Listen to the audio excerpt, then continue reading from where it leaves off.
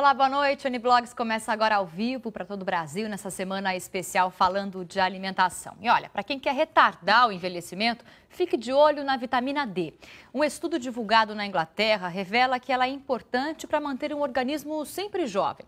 Especialistas indicam os alimentos que preparam o corpo para a velhice saudável. Essa é a fonte da juventude. Ela, não é verdade? Provaram dela? Por quê, hein? Não tem fibra, é diet, não tira o batom. Mais um pedacinho, querida? Promessas como a do vendedor de fruta são muito comuns.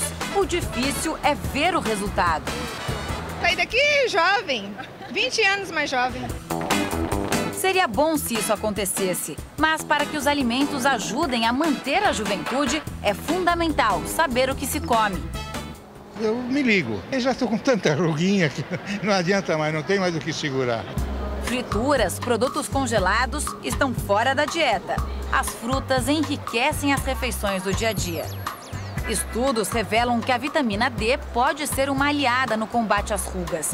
Pesquisadores britânicos estudaram mais de 2.000 mulheres entre 18 e 79 anos.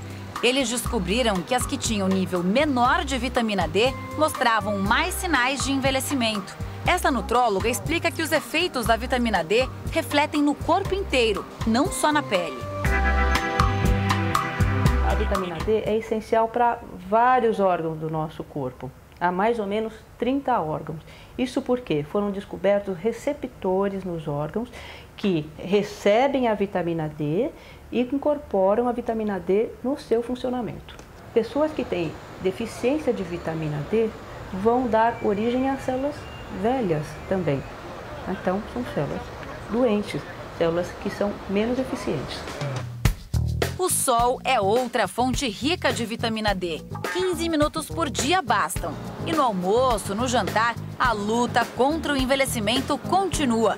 Não pode faltar ovo, leite, um pouco de manteiga, que trazem essa vitamina. Mas especialistas no assunto garantem: quem tem a alimentação baseada em peixes, legumes, quase nada de carne vermelha e azeite de oliva extra virgem, vive mais. De todas as dietas culturalmente bem desenhadas, a dieta do Mediterrâneo, segundo as estatísticas, é aquela que mais se relaciona à melhor qualidade de vida, à maior longevidade. Em tese, aumenta perto de 8 ou 10 anos a longevidade quando você compara com populações menos educadas com relação à dieta. A alimentação que pode fazer milagre, né? Então, para conversar sobre alimentação saudável, eu recebo aqui a nutricionista Maria Cecília Cortes, ela que vai continuar com a gente durante a semana toda nesse especial alimentação. Também está aqui com a gente o chefe de cozinha e presidente da Associação Brasileira de Gastronomia, João Leme. E para completar o time, a Sofia Camargo, nossa blogueira convidada de hoje do portal R7. Bem-vindos, boa noite a todos. Obrigado. E puxando o gancho justamente da reportagem que a gente viu agora, né? Tinha alguns alimentos lá, o peixe, o salmão, ovos, manteiga, azeite extra virgem, mas é importante dizer, né, Maria Cecília, que o rejuvenescimento não digamos assim, da pele, né? Exatamente. Isso, o que é que o alimento pode causar no seu organismo, o alimento bacana, saudável? Então, você sabe que você tem uma oxidação, né? Quer dizer, o teu corpo começa a ficar velho de acordo com aquilo que você come. Por exemplo, se você come uma fritura, então você sabe que você provoca muito o que a gente chama de radicais livres. Para isso, aí você começa a ter um envelhecimento da célula, que é lógico, isso aí aparece com certeza no seu rosto.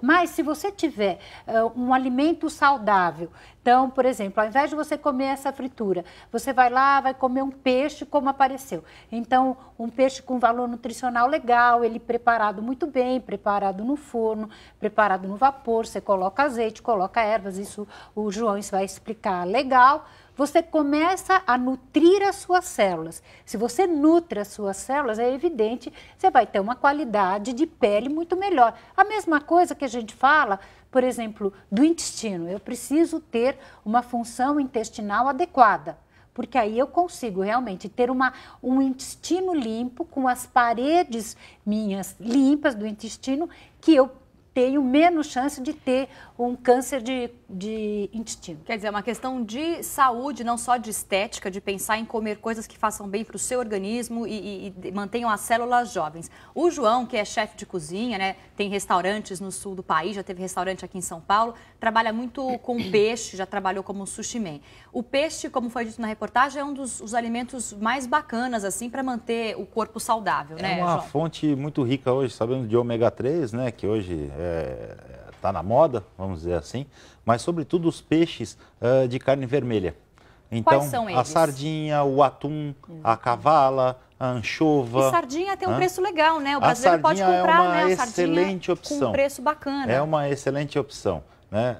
Evitar, muitas vezes a gente não sabe exatamente a procedência do peixe, então nós em restaurante é interessante que nós temos um contato maior com o pescador, com o produtor, para saber a procedência desse peixe. Né? Peixes de água muito poluída, esses peixes peixes azuis que nós chamamos, muitas vezes quando pescados em águas poluídas, eles têm grande concentração de mercúrio, Isso que é um não problema. seria nada bom para o nosso corpo, né? Mas, em compensação, falando-se de ômega 3 e falando-se de antioxidantes, etc., esse tipo de peixe seria o mais aconselhado. Como que para esse você tipo de dieta. aconselha preparar esse tipo de peixe? Esses peixes são sempre...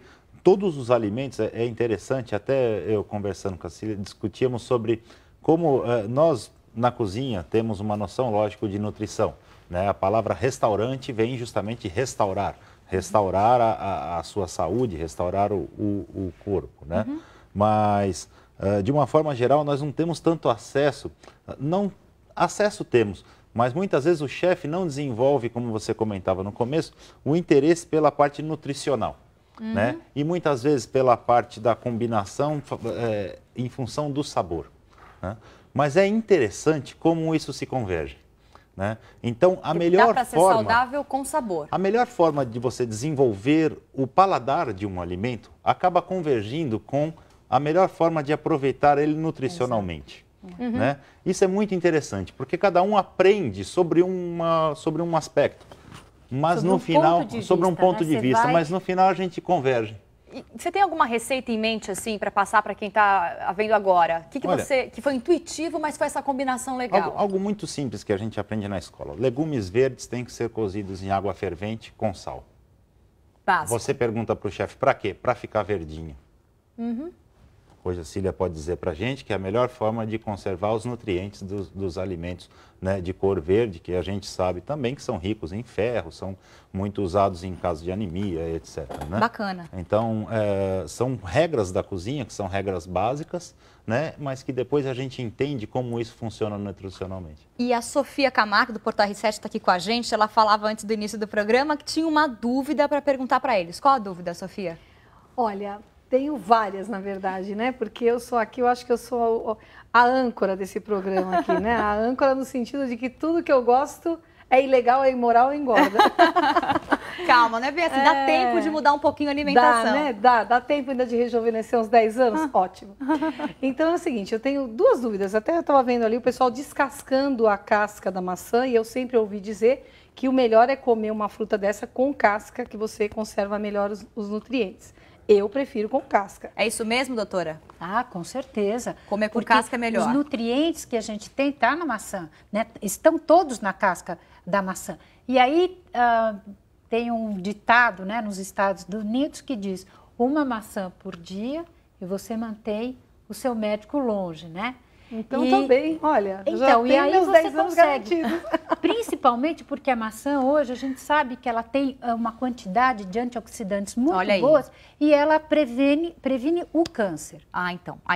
Aí que entra na questão saudável das células, E né? tem mais uma dúvida, Vamos lá. que é a do azeite. Ah, Se essa você é tem classe que todo mundo se tem você- dúvida. Porque fala, vou colocar um azeite ali para cozinhar, Melhor colocar que cebola, óleo. melhor que óleo. E eu já ouvi dizer que não, o azeite você deve colocar ele e não cozinhar mais. É isso mesmo?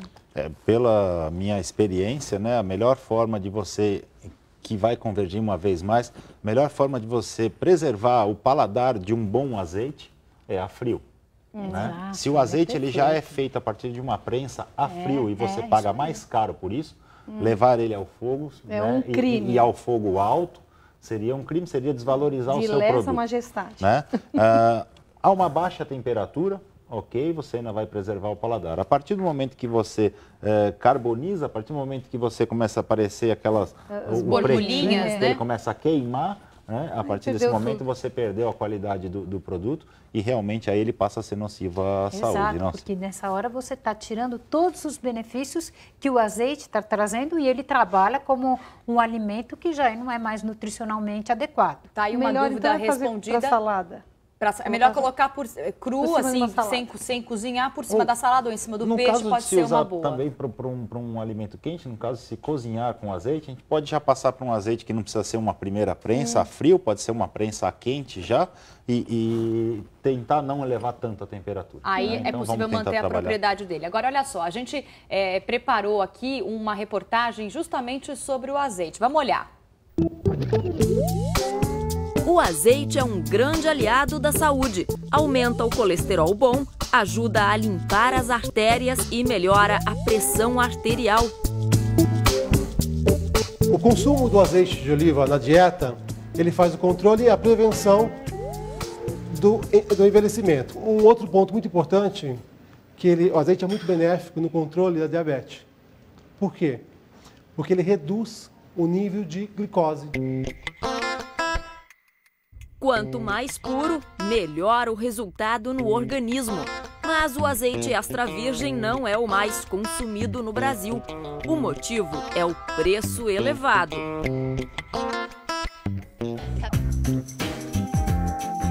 Bom no prato, bom na balança. Alguns estudos mostram que o uso do azeite também pode ajudar na perda daquela indesejada barriguinha. Por ter gordura monoinsaturada, o azeite não permite que essa gordura se acumule no abdômen. Mas é claro, só o azeite não resolve. Eu acho que não tem nada a ver. Só o azeite não vai tirar a gordura, não. Muitos consumidores também têm o hábito de substituir o óleo vegetal, aquele de cozinha, por azeite na hora de fazer frituras. E fica mais saboroso e mais saudável também. Ele vai ficar parecido com o óleo, mas ficar mais saudável do que o óleo. O azeite pode ser utilizado para preparações quentes, como refogados e cozidos. Mas para fritura ele não é muito indicado, porque a sua temperatura de queima é muito alta e ele começa a perder alguma de suas propriedades. Agora, então, o ideal, já que não dá para usar o azeite quente, né? Embora ela falou que pode usar em algumas preparações, para fazer, por exemplo, aquele arrozinho básico do dia a dia. Como que pode fazer para fazer aquele refoga de cebola e alho que é tão gostoso no arroz? Cada tipo de óleo ele tem um ponto de queima diferente, né? Então, quando você pega um óleo de soja, um óleo de milho, um óleo de canola, eles vão queimar a temperaturas mais altas, né? O outro exemplo bom é o da manteiga. A manteiga, quando nós usamos a manteiga em barra, ela queima a 100, 110 graus, ela já começa a queimar. Por quê? Porque tem muita água, 30% de água dentro do preparo da manteiga. Então, a temperatura da água faz com que ela queime. A partir do momento que você derrete essa manteiga, tira a água e usa essa manteiga já derretida, que é o ghee, que nós chamamos, né? ou uma manteiga clarificada, né? Ela atinge uma temperatura maior, então ela vai queimar a 130 graus. Então a gente consegue levar isso a uma outra temperatura. Então pode ser uma opção bacana a manteiga em barra ou então óleo de canola, um óleo de canola, um óleo de milho, de girassol, de soja, que também vem de encontro ao nosso tema de hoje também. Então, são alimentos tidos como rejuvenescedores. Eu, como faço cozimento do arroz integral, então eu estava explicando para ela, eu coloco já o arroz com a água e aí eu vou colocar uma cebola inteira com um cravo espetado para melhorar o sabor e tirar um pouco daquele gosto ruim do arroz integral, que muita gente acaba tendo preconceito. Então, eu não frito o arroz. Depois disso, aí eu posso temperar com ervas da maneira que precisa e no final é que eu coloco o azeite. Então, fica muito saboroso. E eu consigo preservar todos os nutrientes que eu quero naquela preparação. Sem dúvida. Bacana. Olha só, a gente preparou também aqui algumas perguntas, mitos e verdades da alimentação que vão ser respondidas pelos nossos convidados. Vamos ver as perguntas. Mito ou verdade? O amendoim, a amêndoa e o pistache são fontes de proteínas que podem substituir a carne? O que é menos calórico, o salmão ou o frango grelhado? A ingestão de azeite faz bem à saúde? Qual a quantidade ideal? Do azeite a gente já falou aqui, mas a primeira pergunta foi: amendoim, amêndoa e pistache são fontes de proteína que podem substituir a carne, doutora? Não. Não substituem? Não. Nada substitui a carne. São coisas diferentes, né? Então, eu tenho as nozes, as castanhas, que ela é uma boa fonte de minerais e de nutrientes e de antioxidantes que ajudam a diminuir o envelhecimento do nosso sistema todo funcionante. Para substituir a carne, o quê? Uma soja, a carne vermelha, eu digo, um peixe? O que substitui? Acho que um peixe, um salmão, uma sardinha, que eu acho de excelente qualidade. Agora, ainda falando o que eu conversei com vocês ontem, dependendo do corte de carne, de que maneira ele é feito, não é, João? Você tem condições de ter todos os nutrientes da carne sem ter o prejuízo dela. Uhum. Então, é o mais indicado. Por exemplo, se eu fizer um colchão duro, um colchão mole, aí o João pode falar, né, de que maneira ele prepara, assim, com molho de tomate, com cebola, e você pode até colocar, por exemplo, amêndoas, você vai colocar nozes num preparo mais gostoso. Eu tenho uma junção de alimentos, né, de ingredientes que me trazem o máximo do valor nutricional. Então, aí eu tenho, o que eu costumo falar muito, um valor calórico baixo e um valor nutricional alto. Bacana. Temos mais uma pergunta aqui que foi passada na arte, que é o que é menos calórico, o salmão ou o frango grelhado? Muita gente come aquele frango grelhado com saladinha e acha que está arrasando. É isso mesmo ou não? Olha, o frango grelhado ainda é menos calórico do que o salmão. O salmão tem uma quantidade de gordura maior, apesar de ser uma gordura de excelente qualidade. A gente vê aquela gordurinha no salmão, né? Aquelas listrinhas brancas que são a gordura do salmão. E o frango, principalmente, eu estou falando aqui de um filé de frango, é claro, né? Então, o filé de frango tem realmente uma quantidade de calorias menor. A salada com o frango, que é o tradicional da dieta, é uma coisa muito chata. Então, muito tediosa, né, digamos assim. É aquela coisa de clichê, todo mundo faz aquilo para emagrecer, porém, você não consegue ficar com esse tipo de dieta por muito tempo, então os resultados são menores, e aí o que acontece? Tem que entrar numa preparação mais saudável e mais gostosa para você dar continuidade no trabalho que você precisa de emagrecimento, senão fica muito pequeno, sabe? Você emagrece 2, 3 quilos e daqui a pouco você enjoa. Agora sim, perguntando para o João, como que você faz para trabalhar com o frango em receitas variadas, para tirar um pouco essa cara do frango grelhado? Imagino que num restaurante tenha sempre aquela opção no menu executivo, mas no jantar sempre pode ter uma opção diferente e ainda saudável, né? Olha, até nós discutíamos isso há pouco, porque hoje em dia eu dizia que os chefes fogem do frango. Porque o restaurante hoje, ele tem uma função muito de lazer. Você vai num restaurante como um entretenimento. Então, essa função do restaurador, como na origem, que serviam o caldo restaurador, isso se perdeu um pouco. Né? Hoje em dia, nós somos também entretenimento.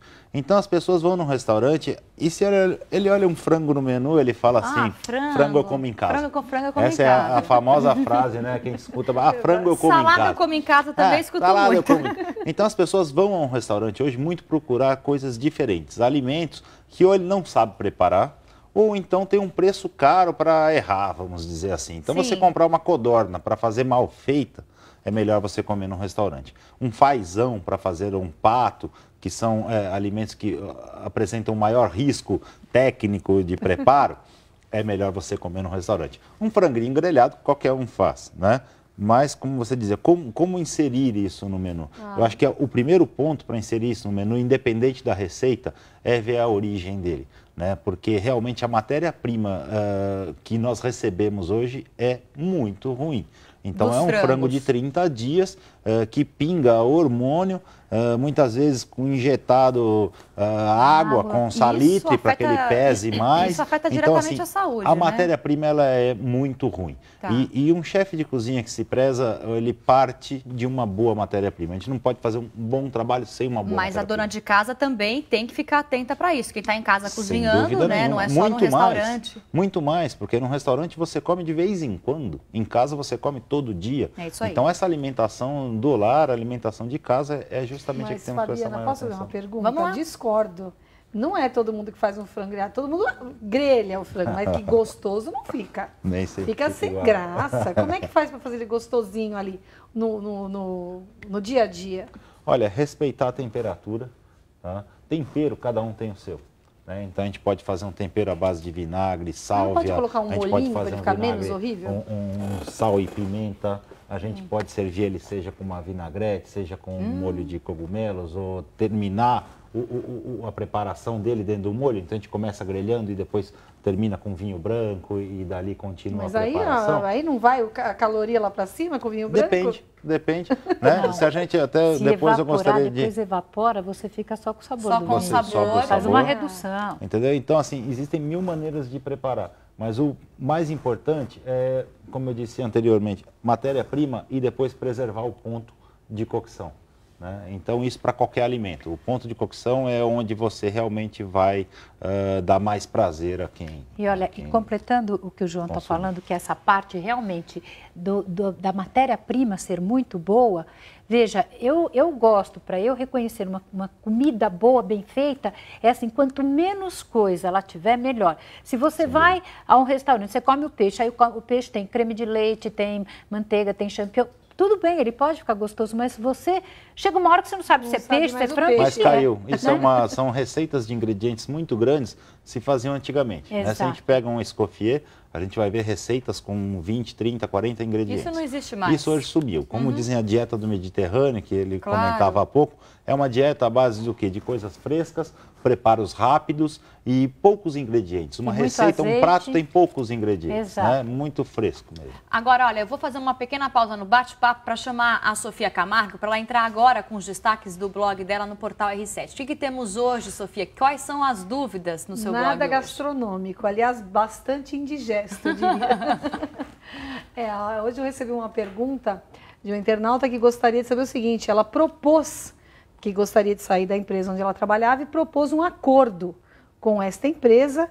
E agora, um acordo, você sabe, né? Aquele jeitinho erradinho que tem de você pedir demissão, mas a empresa finge que te manda embora, você finge que é mandado embora, e aí agora a dona lá do lugar está querendo que ela devolva a multa dos 40% do FGTS, e ela está dizendo, eu não quero devolver, não vou devolver. E está falando, e aí? Ela está me ameaçando, o que eu faço? Então, é uma pergunta bastante complicada, porque, em primeiro lugar, o acordo é ilegal, não pode. Exato. Então, ela não deveria ter proposto isso, e agora a empresa que aceitou esse tipo de maracutaia também não vai poder exigir dela, ou seja, dançou, né? Já foi. Resumidamente, Passou. dançou.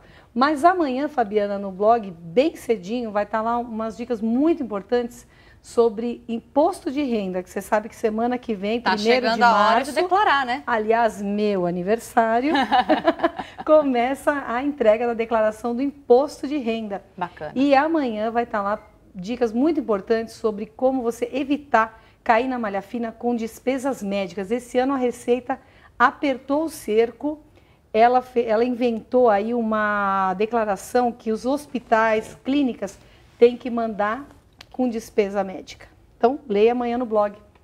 Bacana, é isso aí. Agora vamos voltar para o bate-papo falando de alimentação saudável, né? De manter a juventude das células. Afinal, beber vinho diariamente faz bem à saúde?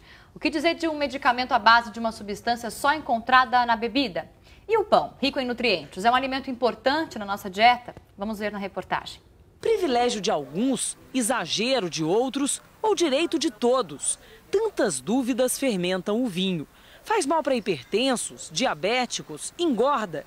Estudos recentes fazem um brinde à saúde. O vinho, em especial o tinto, é rico em vitaminas e sais minerais. A contraindicação ficaria apenas por conta do excesso. Os cientistas descobriram que uma das 200 substâncias encontradas no vinho pode ajudar a prevenir doenças cardiovasculares e o surgimento de tumores como o câncer.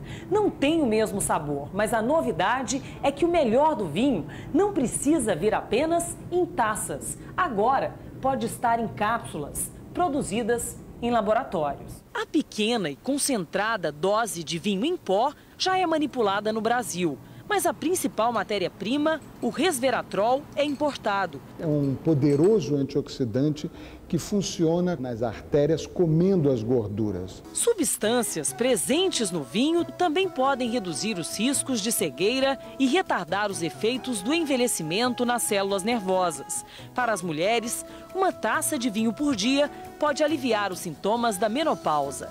Não chega a ser nenhum sacrifício, melhor ainda se vier acompanhado de um parceiro histórico. O pão, que ao contrário do vinho, o brasileiro tem comido menos, quase a metade do que é recomendado. Culpa do preço e da fama de que só engorda e não alimenta. É mito, ele tem proteína de origem vegetal, portanto nem tem colesterol. Ele tem carboidratos, gordura e minerais. Não há um deles que não agrade. Para a saúde, para o bem-estar, pão e vinho, como descobrimos agora. Ou será que já sabíamos há séculos e séculos? Bom, vinho em cápsula ou taça de vinho? Uma taça de vinho, isso é fato, né? E você pode tomar realmente essa taça de vinho toda noite, bem acompanhado, com uma comida bacana, como eu estava conversando ontem, né, com o André. Olha, uma massinha que você coloca lá uma rúcula numa quantidade menor de massa, uma quantidade maior de legumes e de verduras, acompanhado com uma taça de vinho sem problema nenhum. Uma sopinha também vai bem, né? Também. No frio. Eu vou aproveitar e vou perguntar para o João Leme, que é chefe de cozinha, está aqui com a gente hoje. A gente falava do peixe no primeiro bloco, mas é aqueles peixes que vêm enlatados, o atum, a sardinha, valem também? São bacanas? Valem a pena, sim, e inclusive preservam seus nutrientes, etc. Né?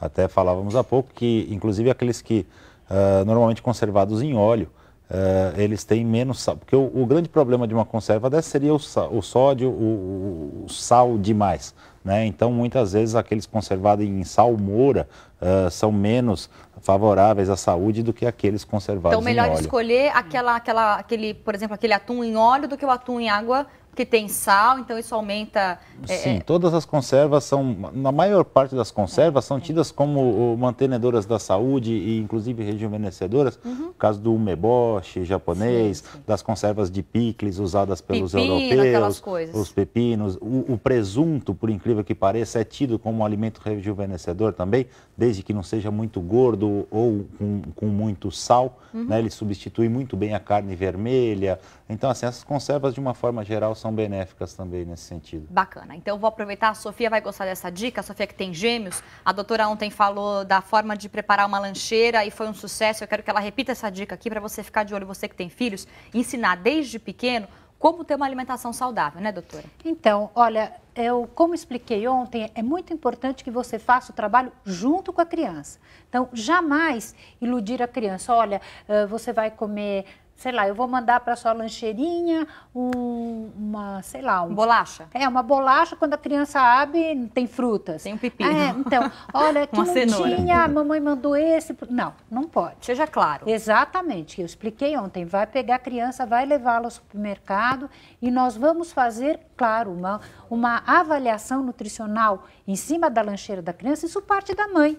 Mesmo porque, Fabiana, quem compra tudo é a mãe, não é a criança. Então, vamos primeiro orientar a mãe daquilo que ela precisa. E segundo, ela vai orientar a criança. Olha, essa semana, que tal a gente experimentar um iogurte? Você aceita? Aceito. Então, tá bom. Não vai fazer tudo de uma vez. Claro. Então, pronto. Naquela semana, ela vai experimentar o iogurte e, olha, quem sabe uma fruta? Você quer uma fruta? Então, tá bom. Então, a mamãe vai colocar umas uvas dentro de um potinho fechadinho e você leva. Sanduichinho? Sanduíche, um sanduíche com requeijão, um sanduíche com peito de peru, como ele havia dito, um sanduíche com geleia, que é gostoso, até um bolo que ela faça em casa, isso tudo vale. Um bolo que não tem aquele, seja comprado fora, que não sabe quanto de açúcar vai no bolo, Exato. O bolo caseiro é bacana. Então, o N-Blogs vai ficando por aqui. Infelizmente, o tempo terminou. Agradeço a participação do chefe de cozinha, João Leme. Obrigada, João. Obrigado. Da nutricionista Maria Cecília Corsi. Obrigada, Maria Cecília. Até amanhã. E Sofia Camargo também com a gente aqui. Obrigada pela companhia. A Sofia, que é do portal R7. Amanhã vamos falar dos cuidados ao comer fora de casa. O que você precisa saber para ter uma alimentação saudável também na rua. Tem dúvidas sobre o assunto? Escreva para a gente no e-mail que está na sua tela ou ainda via Twitter no @NBlogsTV. Obrigada pela companhia e até amanhã. Tchau.